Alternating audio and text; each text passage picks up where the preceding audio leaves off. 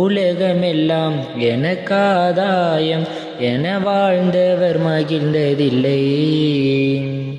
ஆன்மாவே எனக்காதாயம் என வாழ்ந்தால் கவலை இல்லை. அழியும் செல்வம் சேர்ப்பதா, அழிய ஆன்மாவை காப்பதா? அழியும் செல்வம் சேர்ப்பதா, அழிய ஆன்மாவை காப்பதா? இந்த கேள்விக்கு பதிலாய் வாழ்ந்தவர் யார்? அவரே புனித சவேரியார்.